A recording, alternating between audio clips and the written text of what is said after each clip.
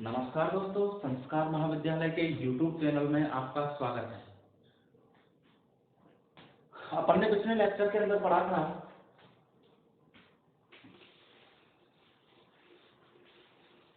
Theory of hardness and softness.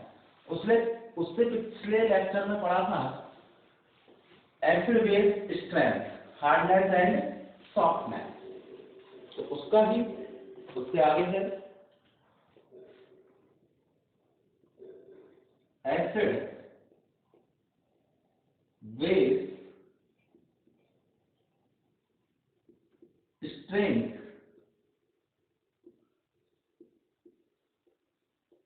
Hardness and softness.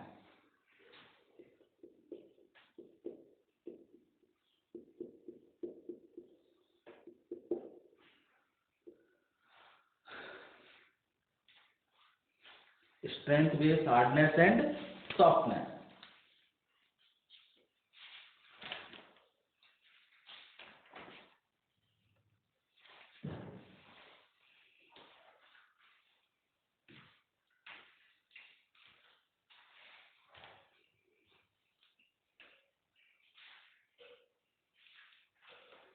तो उसमें हमारे पास ये निकल के आया था, लास्ट इक्वेशन आई थी के बराबर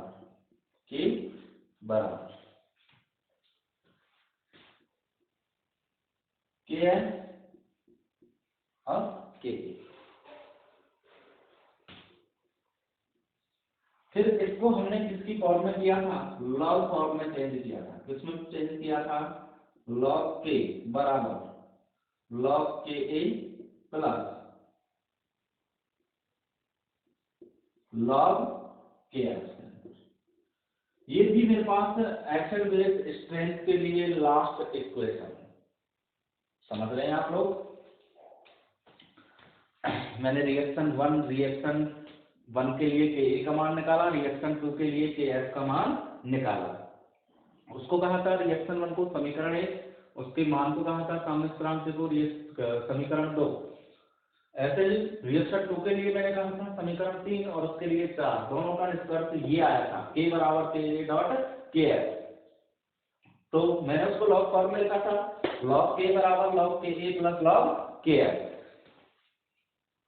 ओके, अब देखिए आगे क्या होता है। आगे मैंने इससे क्या निकाले, कुछ महत्वपूर्ण निष्कर्ष। मैं क्या पढ़ रहा हूं? Acid base strength, hardness and softness. Hindi में बोलते हैं इसको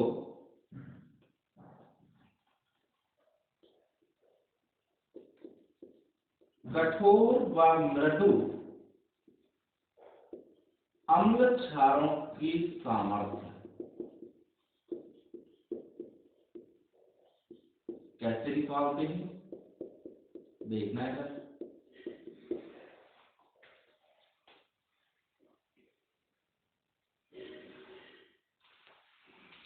स्टेटमेंट नंबर फर्स्ट क्या कहता है?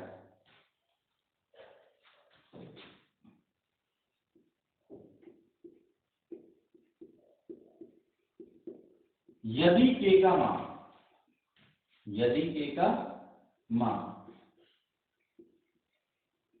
इकाई से कम है तो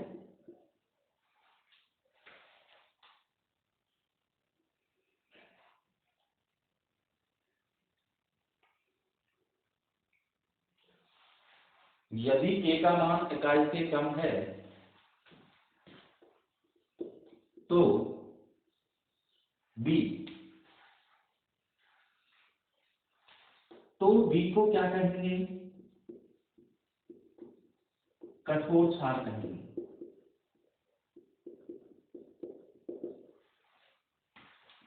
यदि के का मान इकाई से कम है तो बी को क्या कहेंगे? कठोर क्षार। और यदि के का मान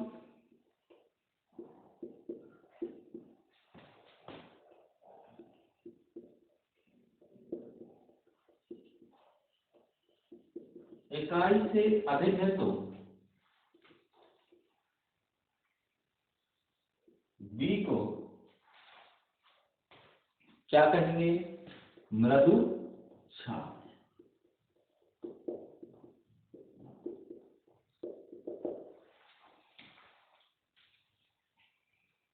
अपन पढ़ रहे हैं कठोर व मृदु क्षारों, कठोर व मृदु अम्ल क्षारों की सामर्थ्य। मैं कह रहा हूं यदि K का मान इकाई से कम है तो B को क्या कहेंगे, कठोर क्षार कहेंगे। यदि K का मान इकाई से अधिक है तो B को क्या कहेंगे, मृदु क्षार। क्या कहेंगे लाला, मृदु क्षार।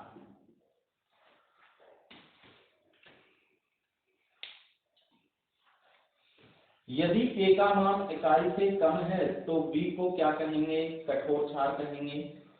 K का मान इकाई से अधिक है तो B को क्या कहेंगे, मृदु क्षार कहेंगे। क्या कहेंगे, मृदु क्षार। ये निकल के आया था पहला निष्कर्ष मेरे पास कि यदि K का मान इकाई से कम है तो B को क्या कहेंगे, कठोर क्षार, और यदि K का मान इकाई से अधिक होगा तो B को क्या मानेंगे हम, मृदु क्षार। पियर्सन ऐसे ऐसे कंसेप्ट में आप पढ़ चुके हैं कि किस तरीके से कठोर अम्लों का वर्गीकरण करते हैं, किस तरीके से कठोर क्षारों को करते हैं, किस तरीके से मृदु अम्लों का करते हैं, कौन कौन से होते हैं, हमने टेबल बनवाई है आपको, और कौन कौन से मृदु क्षार होते हैं। ये बात हमने पियर्सन क्लासिफिकेशन ऐसे ऐसे कंसेप्ट में हमने आपको करा दिया। तो अम्ल क्षार की सामर्थ्यों से पहला निष्कर्ष मेरे पास यही निकल के आता है कि यदि K का मान इकाई से कम है तो B को क्या कहेंगे, कठोर क्षार कहेंगे। यदि K का मान इकाई से अधिक है तो B को क्या कहेंगे, मृदु क्षार। ओके,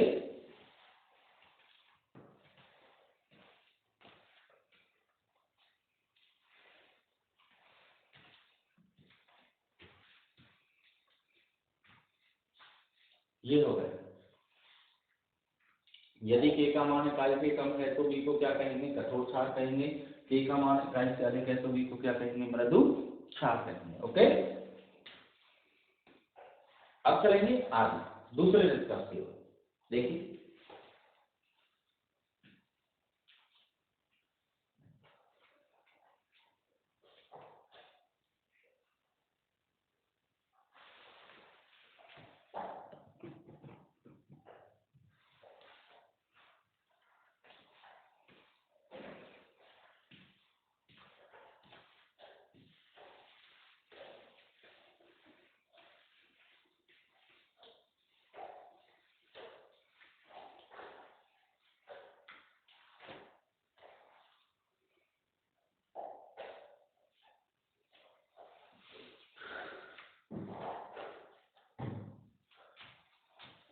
समीकरण 4 क्या थी मेरे पास, CS बराबर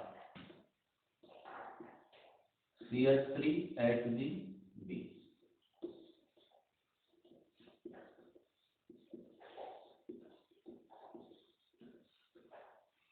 ये थी समीकरण 4 मेरे पास। अपन जानते हैं सामर्थ्यरांक के मान को कैसे लिखते हैं, K बराबर P/R। कैसे लिखते हैं, K बराबर P/R, इस तरीके से लिखते हैं।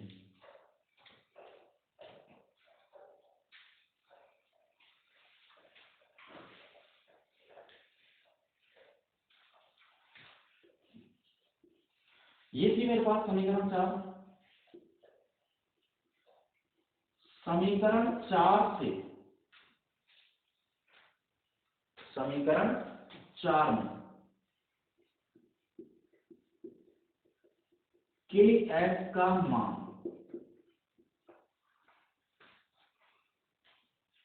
समीकरण 4 में Ks का मान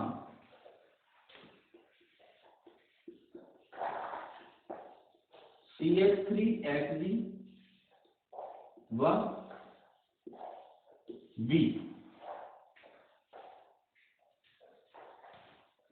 से CH3HgB के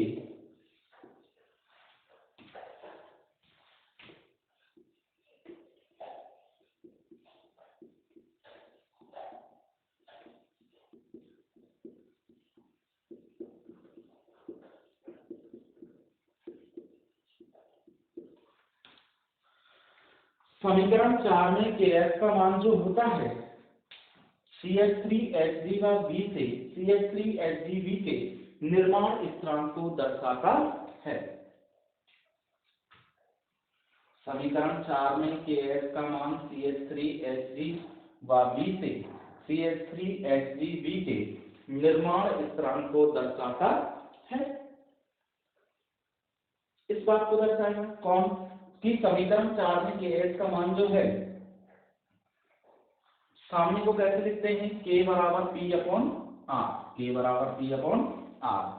सामने स्थिरांक को लिखते हैं उत्पाद बटे अभिकारक। अब आगे देखना, इससे मिलकर किसका निर्माण हुआ है, इसका रिएक्शन ऐसे हुई होगी CH3Hg प्लस V मिलके क्या बनाया होगा CH3HgV। ये क्या हो गया अभिकारक और ये क्या हो गया उत्पाद। तो हमने उसको सामने के रूप में लिखा, तो किस तरीके से लिखा, उत्पाद बटे अभिकारक। तो समीकरण 4 में Kh का मान इस बात को बताता है कि CH3Hg व V से किसका निर्माण हुआ है CH3HgV का। इस बात को दर्शाता है समीकरण 4 में Kh का मान। समीकरण 3 से Ka का मान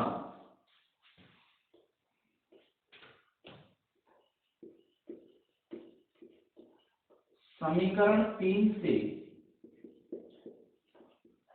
Ka का मान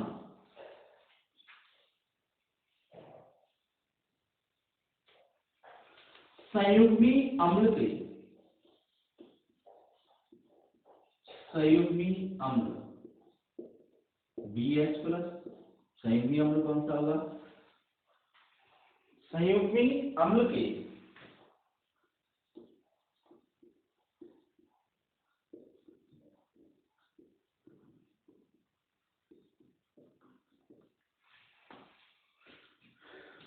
वियोजन स्थिरांक को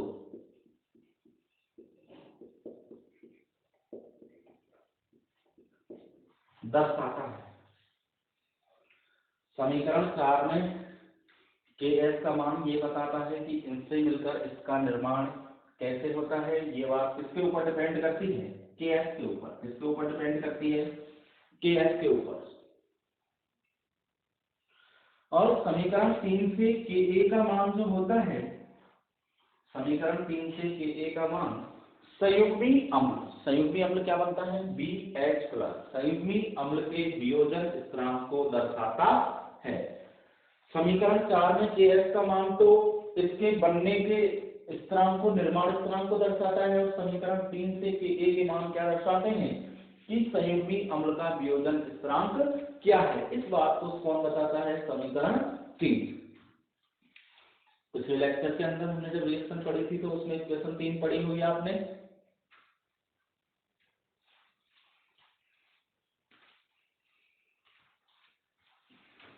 अगला स्टेटमेंट Ka के मान यह निर्धारित करते हैं कि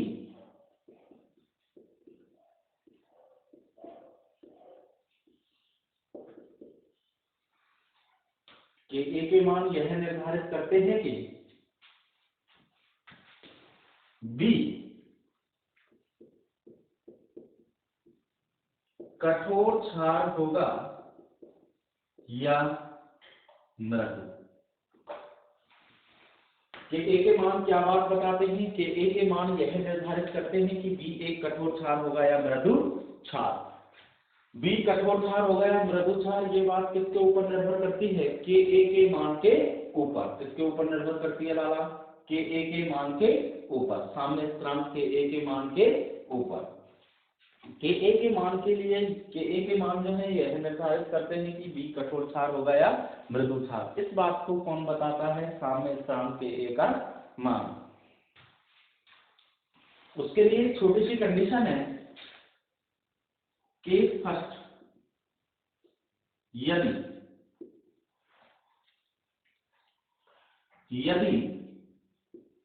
pKa का मान ज्यादा है किससे log Kh से, pKa का मान ज्यादा है किससे log Kh से, तो B को हम क्या कहेंगे कठोर क्षार। क्या कहेंगे B को कठोर क्षार। कंडीशन सेकंड, यदि pKa का मान कम है किससे log Kh से,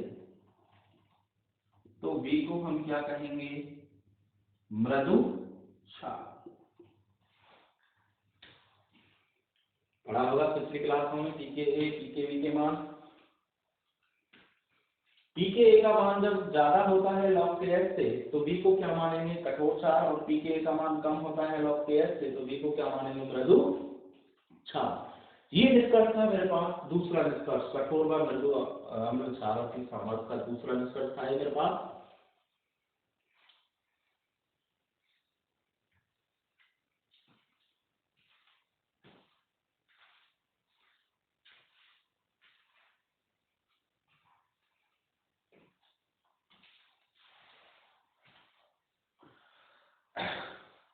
अम्ल क्षार सामर्थ्य, कठोरता और मृदुता की सामर्थ्य जो होती है उसका दूसरा निष्कर्ष क्या था, समीकरण क्षार। समीकरण क्षार ये थी मेरे पास, एक बार और देख लें। समीकरण क्षार में Kh का मान यह बताता है कि CH3Hg व B से किसका निर्माण होता है, CH3HgB का निर्माण स्थिरांक को दर्शाता है। KH जो होते हैं कि इससे मिलकर इसका निर्माण हो रहा है, इस बात को कौन दर्शाएगा, KH बताएगा। समीकरण 3 से Ka का मान, समीकरण 3 से Ka का मान संयुग्मी अम्ल BH प्लस के वियोजन स्थिरांक को दर्शाता है। समीकरण 3 से Ka का मान क्या दर्शाएगा, समीकरण 3 से Ka का मान संयुग्मी अम्ल के वियोजन स्थिरांक को दर्शाता है। Ka के मान यह निर्धारित करते हैं कि B कठोर क्षार होगा या मृदु क्षार।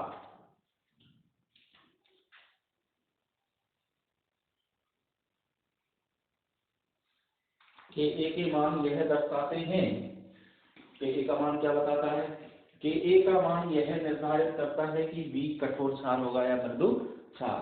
हमें नहीं पता कौन सा मृदु होगा कौन सा कठोर होगा, इस बात को कौन बताएगा, Ka के मान। तो Ka के मान यह निर्धारित करेंगे कि B एक कठोर क्षारक होगा या मृदु क्षार, इस बात को कौन बताएगा, Ka। कैसे पता लगेगा, पता ऐसे लगेगा,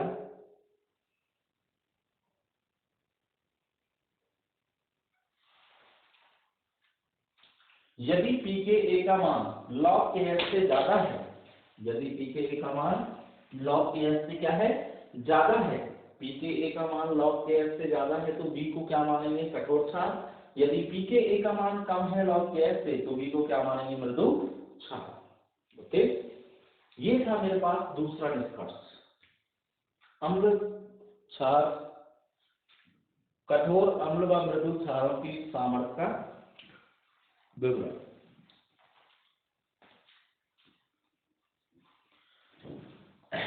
ओके, इसमें Ka के मान यह निर्धारित करेंगे कि B कठोर होगा या मृदु। किसके मान निर्धारित करते हैं, Ka के ऊपर ये बात डिपेंड करती है कि B कठोर क्षार होगा या मृदु क्षार। कंडीशन है उसके लिए, यदि pKa का मान log Kh से ज्यादा है तो B को क्या मानेंगे हम, कठोर क्षार, और pKa का मान कम है log Kh से तो B को क्या मानेंगे, मृदु क्षार।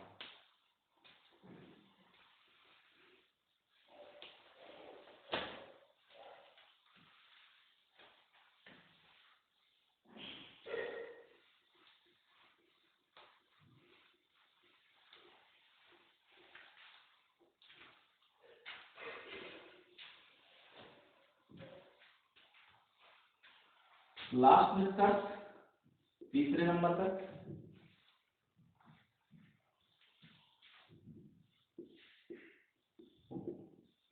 समीकरण 2 से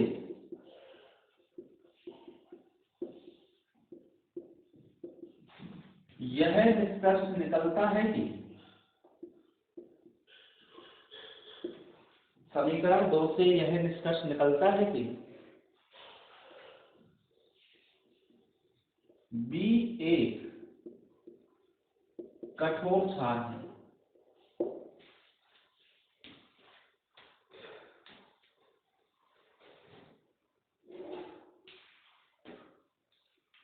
समीकरण 2 से क्या निष्कर्ष निकलता है, समीकरण 2 से यह निष्कर्ष निकलता है कि B एक कैसा क्षार है, कठोर क्षार है। अगर B एक कठोर क्षार होगा तो अभिक्रिया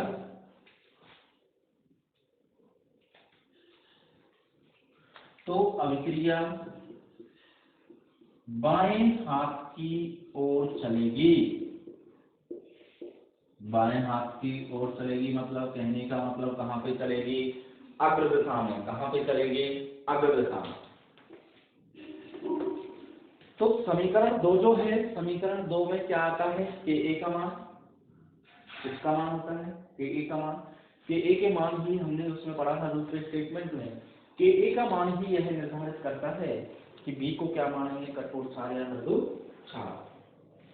ओके, तो समीकरण 2 से यही निष्कर्ष निकल के आता है कि बी एक कैसा क्षार है? कठोर क्षार है।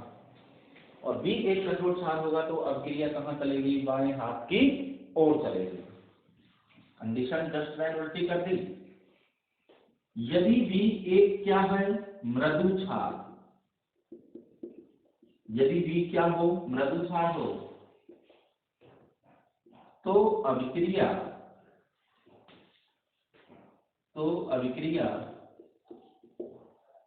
दाएं हाथ की ओर चलेगी। तो अभिक्रिया कहां पे चलेगी? दाएं हाथ के ओर चलेगी। तो समीकरण 2 से यही निष्कर्ष निकलता है कि बी क्या होता है? एक कठोर क्षार।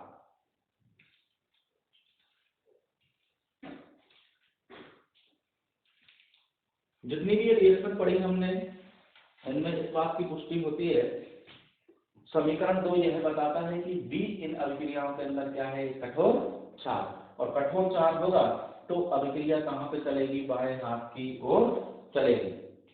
यदि किसी रिएक्शन में ऐसा हो जाए कि बी क्या हो? एक मृदु क्षार हो, तो अभिक्रिया कहां चलेगी? दाएं हाथ की ओर चलेगी।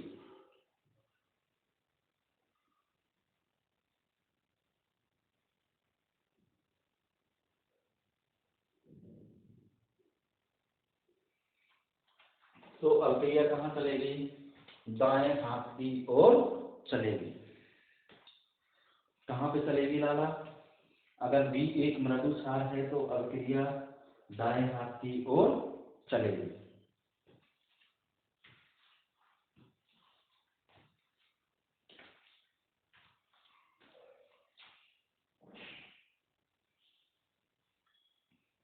ओके,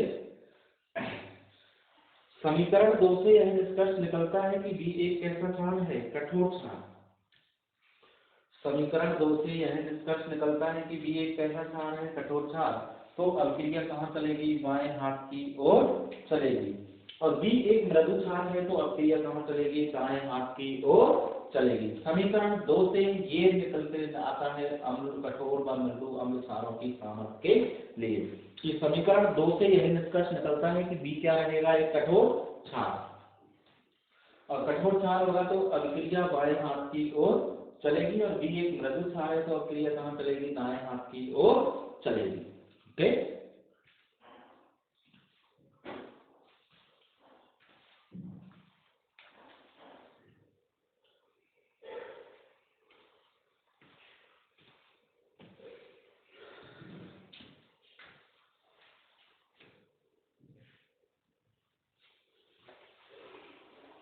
समीकरण 2 से यह निष्कर्ष निकलता है कि बी क्या होगा? एक कठोर क्षारक होगा। और कठोर क्षारक होगा तो उसकी अभिक्रिया फर्स्ट जो है, अभिक्रिया फर्स्ट कहां चलेगी? दाएं हाथ की ओर। और यदि बी एक मृदु क्षारक है तो अभिक्रिया फर्स्ट कहां चलेगी? दाएं हाथ की ओर। ये डिपेंड करता है बी के ऊपर। अगर कठोर क्षार के रूप में हुआ तो अभिक्रिया फर्स्ट जो है, पहली अभिक्रिया जो है कहां चलेगी? दाएं हाथ की ओर। कहने का मतलब left to right. Left to right चलेगी तो कौन सी दिशा हो गई? अग्र दिशा। और बाएं हाथ की ओर चलती है तो पश्चिम दिशा।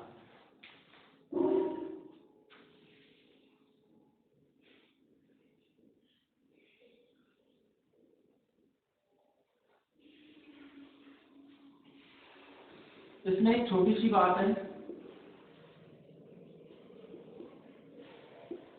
मैथिल मरकरी सूत्र होता है CH3H। मैथिल मरकरी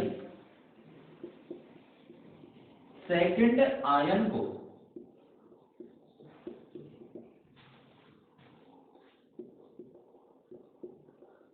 संदर्भ के रूप में प्रयुक्त करते हैं।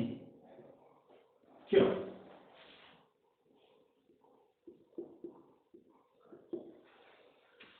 ये जो बना है मैथिल मरकरी CH3Hg+2, ये जो बनता है मैथिल मरकरी सेकंड आयन को संदर्भ के रूप में प्रयुक्त करते हैं। क्यों? इसका कारण है, क्यों करते हैं? क्योंकि पहला कारण है यह प्रारूपी अम्ल होता है। यह कैसा होता है? प्रारूपी मृदु अम्ल होता है। कौन सा अम्ल होता है? मृदु अम्ल। यह प्रारूपी मृदु अम्ल होता है।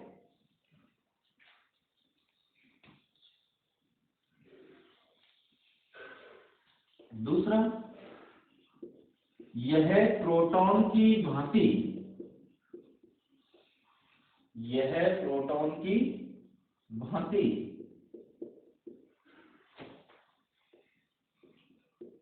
एकल संयोजी होता है।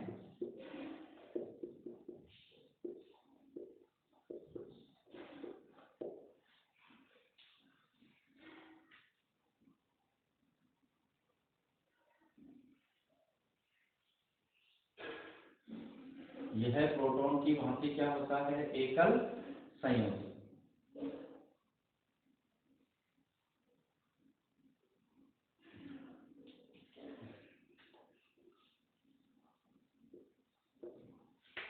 जिसकी गणनाएं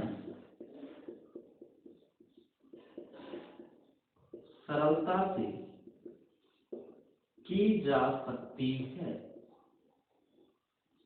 जिसकी गणनाएं सरलता से की जा सकती है। तो मैथिल मरकरी सेकंड आयन को संदर्भ के रूप में प्रयुक्त करते हैं। क्यों? क्योंकि ये एक प्रारूपी क्या होता है? मृदु अम्ल होता है। यह प्रोटॉन की भांति कैसा होता है? एकल संयोजी होता है, जिसकी गणनाएं सरलता से की जा सकती हैं, आसानी से की जा सकती हैं। इसलिए मैथिल मरकरी सेकंड को किसके रूप में प्रयुक्त करते हैं? संदर्भ के रूप में।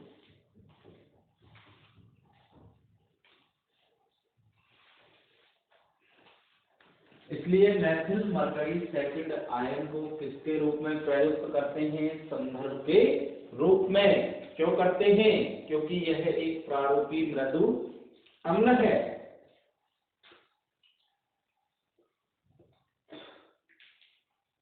यह क्या होता है? प्रारूपी मृदु अम्ल होता है। यह प्रोटॉन की भांति कैसा होता है? एकल संयोजी होता है, जिसकी गणनाएं सरलता से की जा सकती हैं। जिसकी गणनाएं हम सरलता से कर सकते हैं। यही कारण है कि मैथिल मरकरी सेकंड आयन को किसके रूप में प्रयुक्त करते हैं? संदर्भ के रूप में। थैंक। ये टॉपिक आपका पूरा हो चुका है, acid base strength, hardness and softness.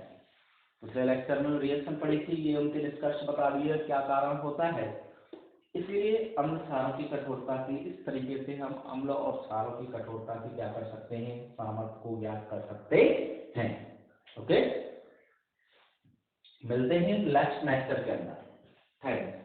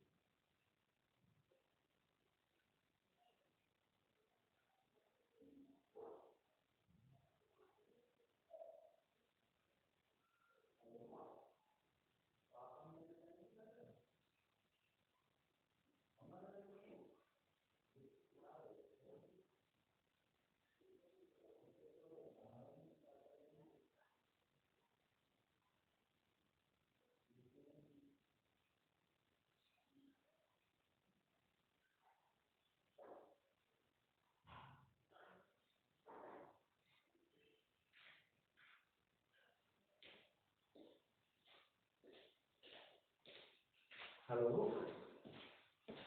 हाँ भैया जी।